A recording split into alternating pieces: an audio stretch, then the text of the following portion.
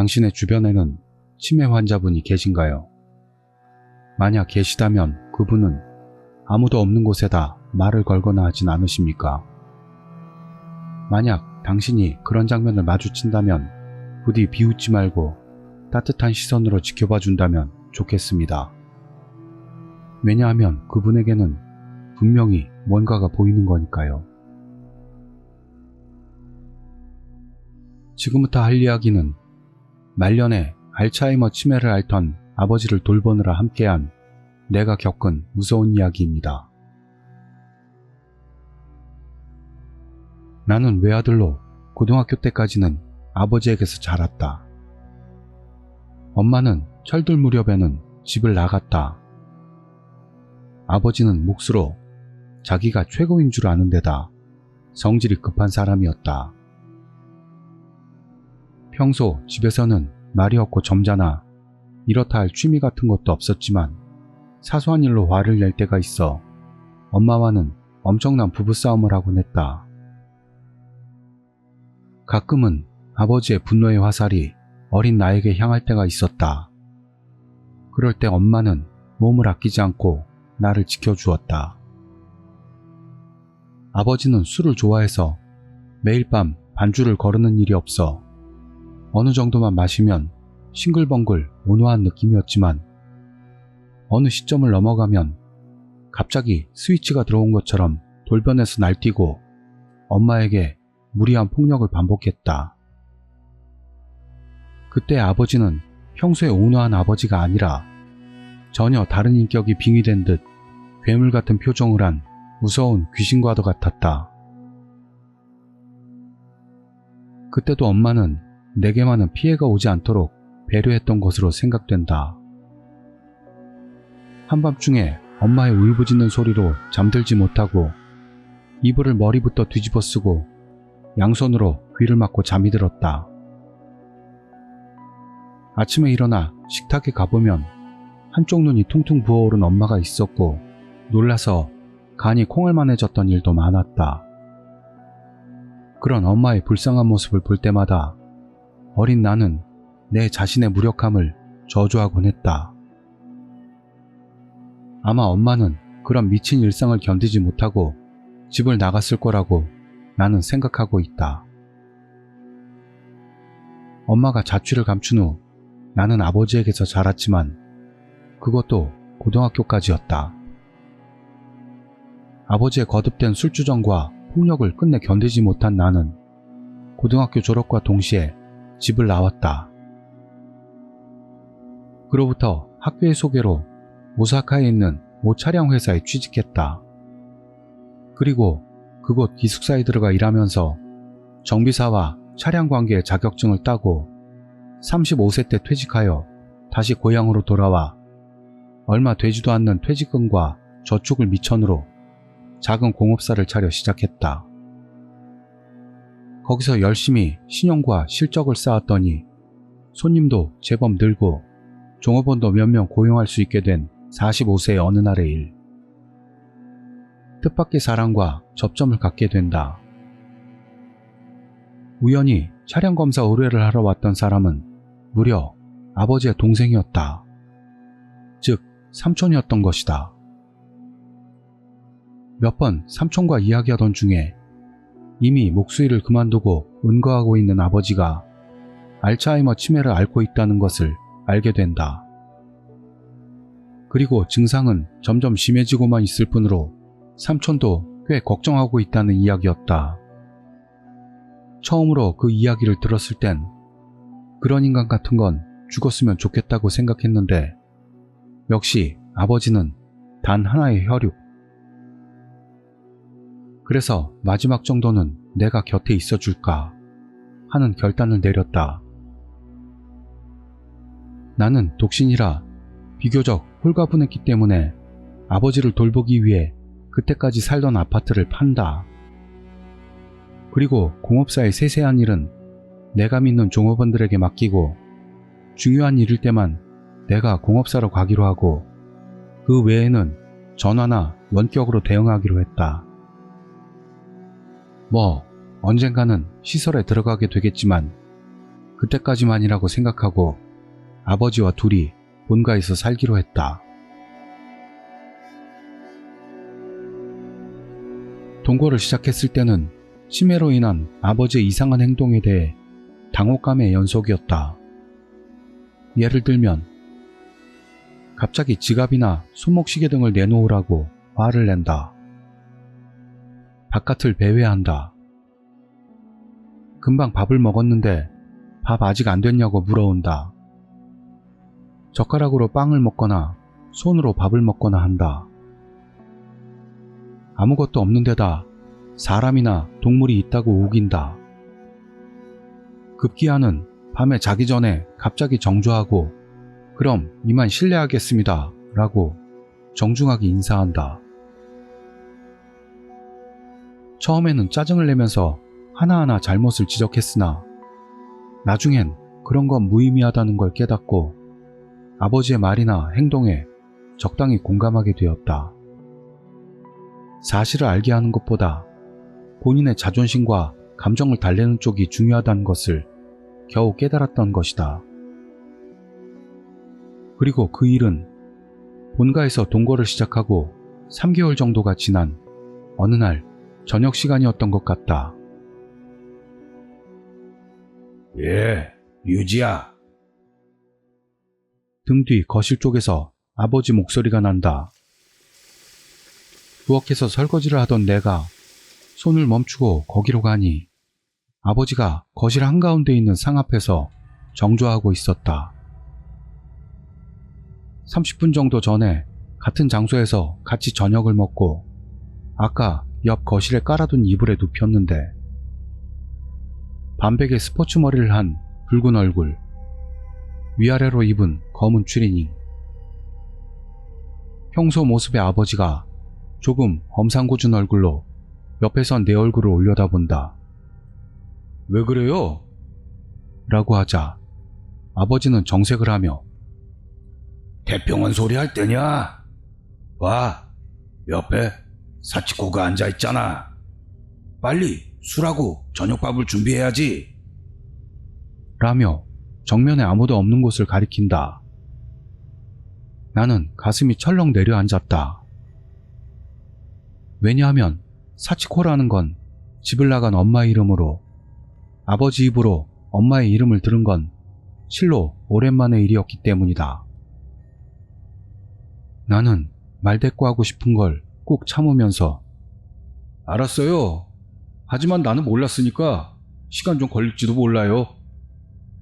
했더니 아버지는 아, 그랬지. 하지만 이 사람도 긴 여행으로 피곤할 테니 되도록 빨리 해. 그치, 사치코? 라며 아무도 없는 정면을 보며 흐뭇하게 웃었다. 그날을 경계로 아버지의 행동에 변화가 나타났다. 그때까지는 하루 종일 집안에서 뒹굴대고만 있었는데 집안에 아무도 없는 여기저기의 공간을 향해 말을 걸게 된 것이다. 그 이야기의 내용을 들어보면 아무래도 상대는 엄마인 것 같아. 그때는 여러 가지로 미안했네. 라든가 이젠 고생 안 시킬게. 등을 심각한 얼굴로 내뱉고 있었다. 저녁을 먹을 때도 마치 자기 앞에 엄마가 앉아있는 것처럼 다정하게 말을 걸었다. 또 밤에 잘 때도 자기가 자는 이불 옆에 이불을 하나 더 깔고 자게 되었다. 그런 아버지의 기묘한 행동은 한동안 계속되었는데 3개월 정도 지난 8월 오봉 때쯤 왠지 뚝 끊겼다. 그때까지 그렇게 매일매일을 보람차게 엄마를 소중히 여기던 행동을 했었는데 이전처럼 단조로운 생기 없는 생활로 돌아가고 말았던 것이다. 아니 오히려 이전보다 더 어둡고 울적한 모습이 되어 거실 툇마루에 걸터 앉아 하루 온종일 마당만을 물끄러미 바라봤다. 어느 날 해질녘에 나는 툇마루에서 어깨를 늘어뜨리고 앉아있는 아버지 옆에 나란히 앉아 슬며시 엄마에 대해 물어보았다. 그러자 아버지는 먼 곳을 바라보는 듯한 눈빛으로 마당을 응시하면서 모르겠다. 어느새인지 돌아가 버렸어. 라고 말했다. 돌아갔다니 어디로요? 내가 묻자 아버지는 입을 다물고 슬픈 듯 밑에만 바라봤다. 그로부터 며칠 후 아침을 먹을 때의 일. 아버지를 본 나는 어딘가 이상함을 눈치챈다. 항상 입고 있던 검은 추리닝이 진흙투성이었던 것이다. 밖에는 나간 적도 없었는데. 나는 바로 새 추리닝을 가져와서 갈아입혔다. 그리고 그 다음날 아침 식사 때도 진흙투성이었다.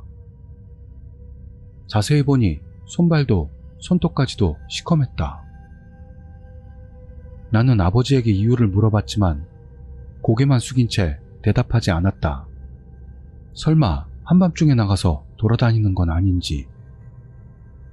그런 걱정이 된 나는 그날 아버지와 같이 자기로 했다.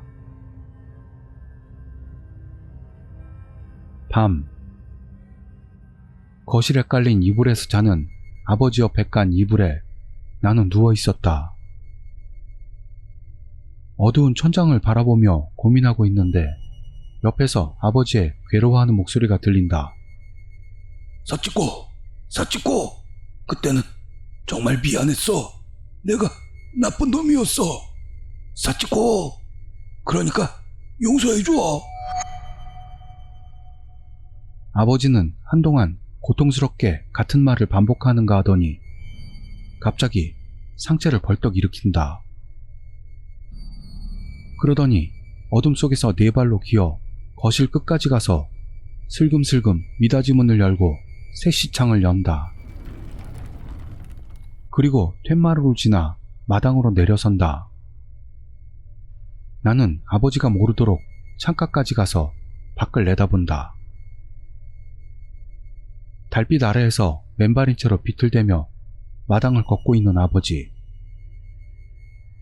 그대로 지켜보니 아버지는 서쪽 한 구석에 커다란 감나무 아래까지 가서 슬그머니 무릎을 꿇더니 마치 개나 고양이처럼 두 손으로 흙을 파헤치기 시작했다. 아버지, 뭐 하는 거지? 나도 모르게 중얼대며 놀란 채 그 모습을 보고 있었더니 이윽고 아버지가 손을 멈췄다. 그리고 한참을 푹 숙이고 있다가 다시 일어서더니 툇마루 쪽을 향해 걸어오기 시작한다. 나는 황급히 이불로 돌아왔다. 잠시 후 아버지는 아무 일도 없었다는 듯 내 옆에 이불까지 와선 그대로 누웠다. 베개맡에 휴대전화를 봤더니 새벽 2시를 넘고 있었다.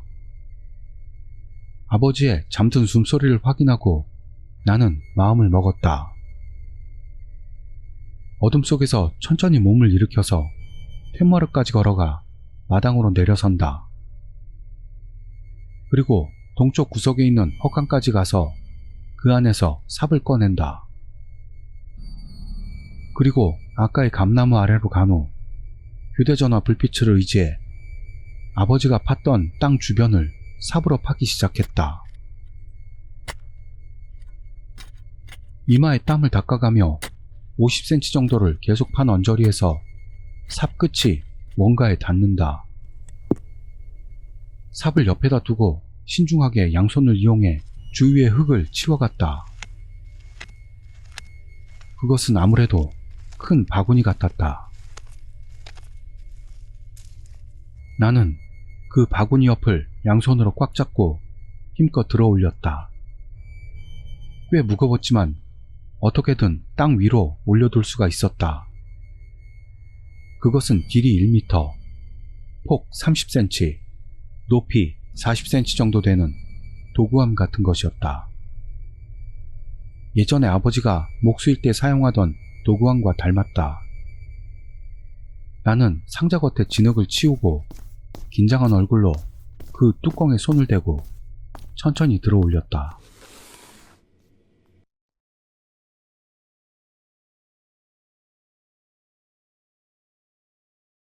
나는 상자 겉에 진흙을 치우고 긴장한 얼굴로 그 뚜껑에 손을 대고 천천히 들어 올렸다.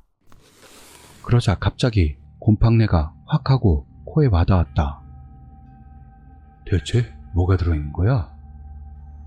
그렇게 생각하며 나는 뚜껑을 옆에 놓고 휴대전화를 한 손에 들고 상자 안을 비추어 본다. 그리고 안을 들여다본 순간 작은 비명을 지르며 나도 모르게 엉덩방아를 찧었다. 심장이 격하게 울림을 반복하고 있는 걸 느낀다. 겨우 제정신을 차리고 다시 한번 용기를 내어 상자 안으로 시선을 향한다. 완전히 썩은 사람의 시체가 관에 넣어둔 이집트의 미라처럼 상자 안에 들어가 있었다. 반 이상이 빠진 머리카락, 해골을 연상시키는 듯한 말라버린 얼굴, 보랏빛으로 단단하게 힘줄이 선 팔과 다리. 그리고 내가 무엇보다 충격을 받았던 건 그 시체가 입고 있는 옷이었다. 진흙으로 더러워져 있었지만 연노랑 바탕에 작은 꽃을 무수히 흩뿌린 듯한 무늬의 원피스는 낯이 익다. 예전에 엄마가 평소에 입고 있던 것이다. 엄마? 어째서? 나는 작게 중얼대면서 그 자리에 털썩 무릎을 꿇었더니 그 마른 나뭇가지 같은 가느다란 손에 살짝 닿는다. 나도 모르는 새에 뜨거운 게 볼을 타고 흐르더니 턱에서 뚝 떨어진다. 그리고 마지막으로 다시 변해버린 엄마의 모습을 봤을 때 딱 그 어깨 근처에 기묘한 게 있는 것을 깨달았다. 그것은 20cm 정도의 나무 손잡이 조각에 검은 금속 같은 뭔가가 붙어 있는 것. 나는 그것을 들고 눈앞에 갖다 대면서 휴대전화 라이트를 비춘다.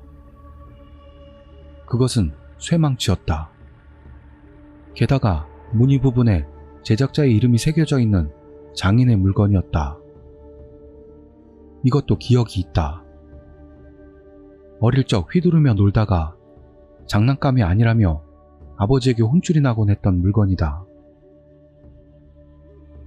라이트를 비추면서 더더욱 그것을 뚫어지게 보고 있자 그 헤드 부분의 끝에 무언가 붙어 있는 것을 알았다. 뭐지? 그것을 손가락으로 쥐고 눈앞에서 비춰보다가 소름이 돋았다. 몇 가닥의 긴 머리카락. 좋지 않은 예감이 가슴을 스치는 것을 느끼면서도 조심조심 시체의 머리 부분에 불빛을 비추는 순간 등줄기가 얼어붙었다. 앞머리가 깊게 함몰되어 있다. 쇠망치를 든 오른손의 떨림이 멈추질 않는다. 그 후 비틀거리면서도 어떻게든 일어서 상자의 뚜껑을 덮는다. 그런 다음 그것을 끌어안고 파낸 구멍에 다시 돌려놓은 후 삽으로 흙을 덮자 하는 한숨이 나왔다. 한동안 그 자리에 서서 묻힌 곳을 응시하고 있으니 왠지 내 마음 깊은 곳에서 뜨거워지는 듯한 감정이 끌어올라온다. 그것은 멈출 줄 모르고 결국 심장이 미친 듯 뛰기 시작하더니 얼굴이 화끈거리기 시작했다. 그러자 갑자기 투둑 하며 목덜미에 차가운 느낌이 난다. 급히 밤하늘을 올려다본다. 어느새인지 별이 하나도 보이지 않았다. 비인가? 생각한 나는 종종 걸음으로 팻마루까지 돌아와서 거실로 오른다. 동시에 양동이로 쏟아붓듯 비가 쏟아지기 시작했다. 나는 어둠 속에서 자고 있는 아버지 베개마트로 걸어간다. 아무렇지도 않게 자고 있는 아버지 얼굴을 바로 위에서 내려다보고 있었더니 다시 아까의 뜨거운 감정이 솟아오르고 목구멍에 격렬한 심장박동이 느껴지기 시작했다. 머릿속이 점점 새하얗게 변해간다. 나는 주머니에 쑤셔 넣었던 아까의 쇠망치를 오른손에 꽉 쥔다. 그리고 천천히 머리 위로 들어 올린 뒤 아버지의 이마 근처로 목표를 정한다. 그리고 한숨에 내리치려고 하던 순간이었다. 류진, 갑자기 등 뒤에서 기억에 있는 그리운 여자의 목소리가 났다. 놀란 나는 어깨 너머로 돌아본다. 하지만 시야에 들어오는 것은 어둠에 잠겨있는 다다미들 뿐. 변함없이 들려오는 단조로운 빗소리. 그리고 그 순간 실내가 대낮처럼 번쩍하고 밝아지는가 싶더니 엄청난 천둥 소리가 땅울림을 동반하면서 일어난다. 놀라서 오른손에서 쇠망치가 미끄러져 떨어졌다. 서둘러 주우려고 한 그때 시야에 들어온 아버지 얼굴은 두 눈을 부릅뜨고 멍하게 벙긋 벌린 입이 열려있다. 마치 뭔가 무서운 것이라도 만난 듯한 표정인 채로 굳어있다. 일말의 불안감이 마음을 스친다. 아버지? 나는 작게 중얼거리며 떨리는 오른손으로 그 이마를 살짝 만져본다. 이마는 도자기처럼 싸늘하고 차가웠다.